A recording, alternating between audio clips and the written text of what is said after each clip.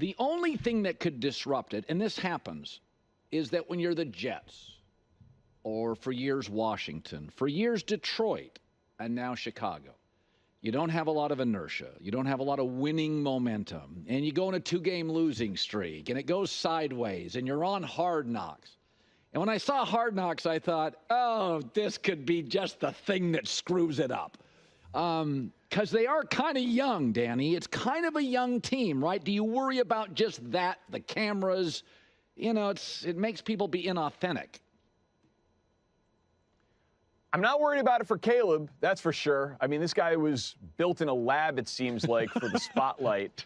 And I always think that's so silly. Like, all right, Hard Knocks averages 4.5 million viewers. In week 2, they're going to play C.J. Stroud and the Texans on Sunday Night Football in front of 20-plus million viewers. This team's playing on Thanksgiving in front of the whole country. Like, they've got to be ready for the spotlight. It might, George McCaskey, the owner of the Bears, has said for years he does not want to do Hard Knocks. And it's because he's a little weird. Like, he rides a scooter around a practice field, and the Bears have been dysfunctional, and it is a weird organization historically. But for Caleb, for the players, I think they like the attention that it brings and what it can do for their brand and their Instagram following and all of that. So will Matt Eberflus's HITS principle, hustle, intensity, takeaways, smart situational football, like, will that maybe come across a little weird on HBO?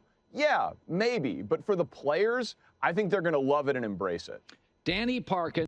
Okay. So I'm going to talk more about this on First Things First clip because I see that it's a longer clip with regards to Hard Knocks. Is it good or bad? So I just want to make one brief comment on what he just said in case he doesn't say that in the First Things First clip, because he's also good. Danny Parkins is also going to be in the First Things First clip. He's saying it's good because they're going to be interested in growing their brand and their social media following. That's a negative thing. You don't want those players to be worrying about those things. You want them to be worried about focusing on winning and winning championships and rings. And that's the culture that you're trying to create. But like I said, I'm going to unpack that way more because I think it's both positive and negative. I actually have experience being interviewed and being in, obviously not exactly something like Hard Knocks, but I definitely have way more experience having a camera in my face and like legitimate cameras and commercials and being interviewed. So I actually have the experience of what it's like to put your best self forward and trying to be authentic, but potentially magnifying the good things about you and minimizing the negative things about you. It's an interesting experience that I think that I can add a lot of nuance to. But since they didn't really talk about it and they just threw it out there, I'm going to save that all for the First Things First clip.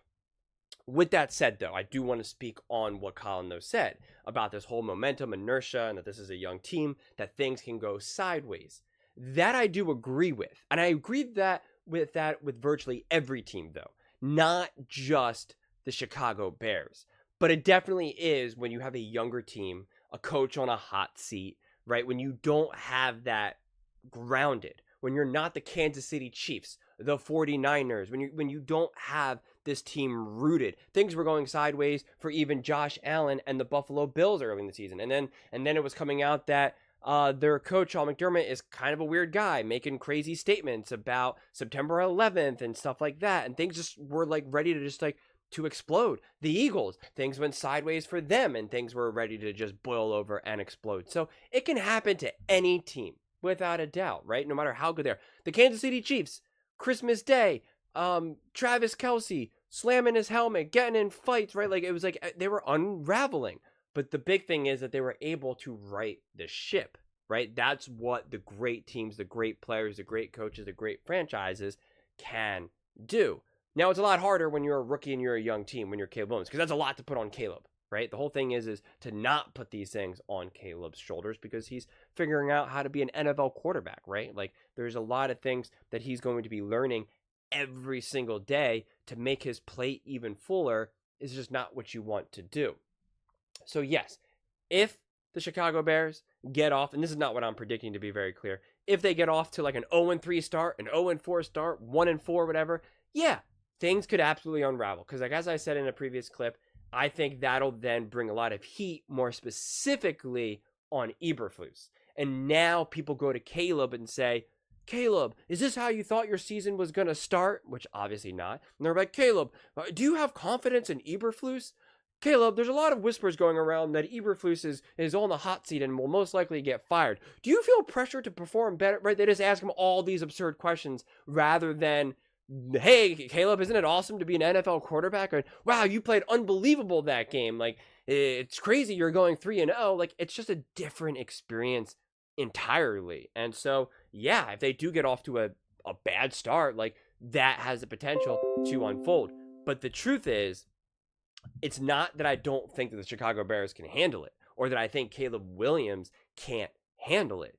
It's just asking a lot, and it's not putting him in an optimal situation to play his best football, right? Like, no player is in an optimal situation to play their best football under those circumstances. So I understand why it's emphasized and highlighted with the Chicago Bears. And because I've said similar things even about the Houston Texans with Diggs. It's like if they get off to a slow start and Diggs is not getting his targets, like, is he going to start to cause problems? Is he going to be upset? What the story is there? So a lot of teams have that. We saw that even with the Eagles with A.J. Brown. The Eagles were winning, and A.J. Brown didn't feel as though he was getting his targets, and he was getting in fights on the sidelines, right? So you always have that potential in the NFL or any sports for that matter. But I do think it's going to be somewhat heightened with the Chicago Bears, but I don't think it's going to be something that they can't handle.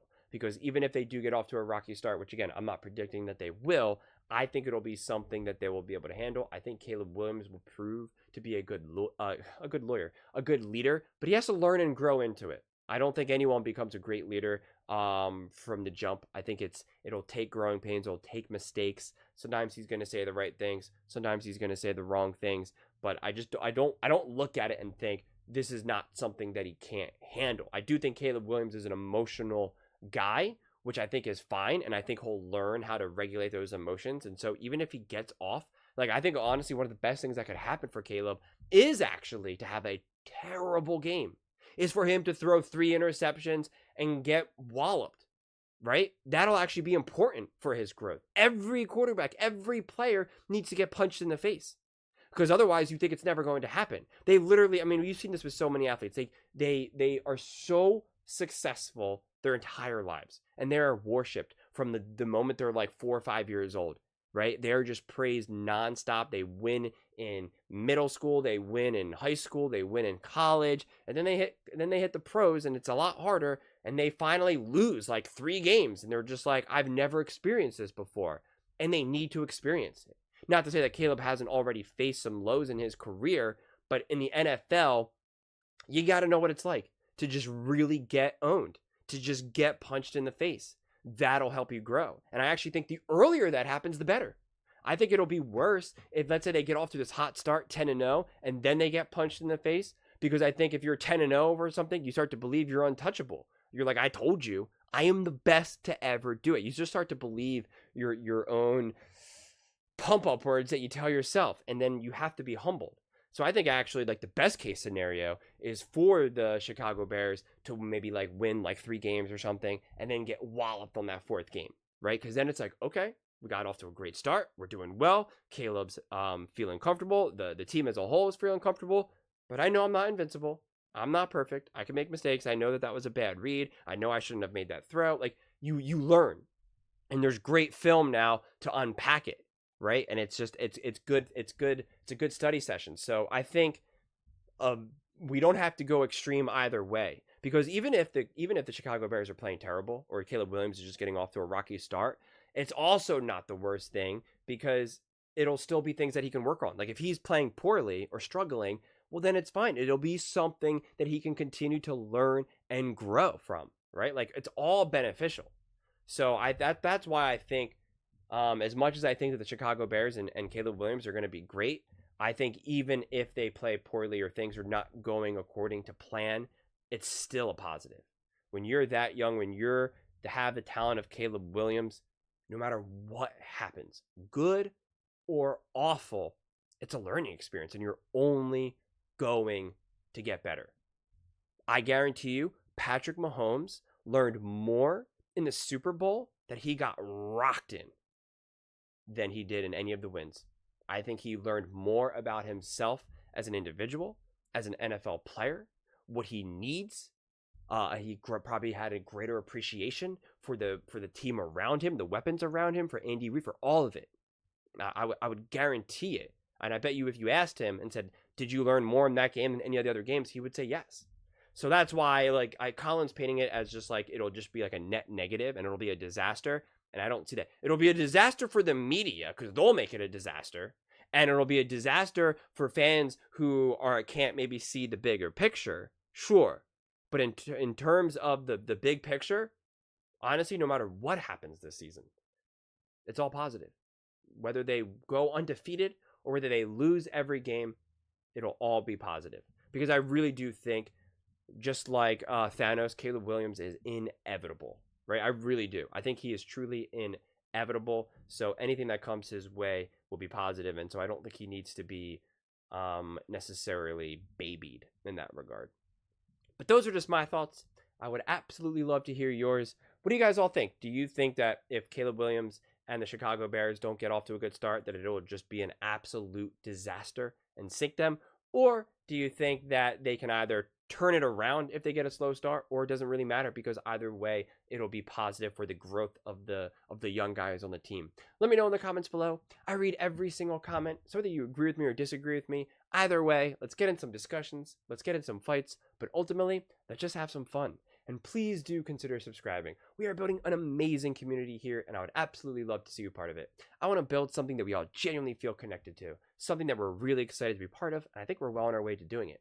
And please don't forget to give this video a thumbs up, as it really does help with the visibility and the algorithm. Thank you so much. See you next time.